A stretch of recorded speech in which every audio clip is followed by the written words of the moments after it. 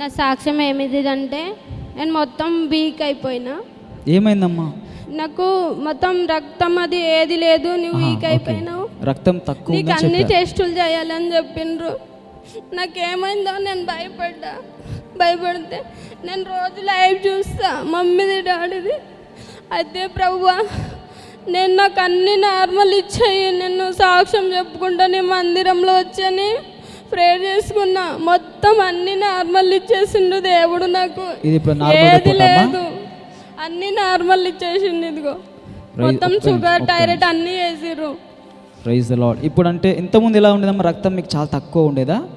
చాలా వీక్ గా ఉండేవా? మొత్తం బాడీ అంతా వీక్ అనిపించేది. మొత్తం మీరు ఎప్పుడు వచ్చారమ్మా ఇక్కడికి? అంటే లైవ్ లో లైవ్ లో చూస్తా, 2 సార్లు వచ్చాము ఇక్కడికి. మా ఆయన చాలా తాగుబోతు, ఆయన తీసుకొని వచ్చిన, అయితే ఆయన కూడా మారిపోయిండు. ఇప్పుడు మీకు రిపోర్ట్స్ అన్ని నార్మల్ వచ్చాయి. డాక్టర్ ఏమన్నారు? ఇప్పుడు ఏం లేదు, అంతా నార్మల్ ఉంది, తగ్గిపోయింది, ఏం లేదని చెప్పేసిరు. Praise the lord. మా ఆయన తాగుడు బాగా తాగేవాడు. ఎన్ని సంవత్సరాలుగా తాగేవాడమ్మా? 16 సంవత్సరాల నుండి 16 సంవత్సరాలుగా తాగేవాడు. అవును. మరి ఎలా మానుకున్నాడమ్మా? నేను ఇక్కడికి వచ్చినప్పుడు నా చేతిలో డబ్బులు లేవు, 1 రూపాయి కూడా దేవునికి ఇచ్చుకోవాలంటే. అమ్మా అయితే నా చెవులో కమ్మల్ని దేవునికి కానుకిచ్చుకున్నా. మమ్మీ చెప్పేది మీరు ఇచ్చి చూడండి మీ జీవితంలో బ్లెస్సింగ్ పొందుతారని. నేను నమ్మకంతో దేవా నా చెవులో కమ్మలేగా నా భర్త తాగుల నుండి విడిపిస్తే నాకు ఎన్నో కమ్మలు పెడతాడని విశ్వాసంతో దేవునికి కమ్మలు ఇచ్చేసాను.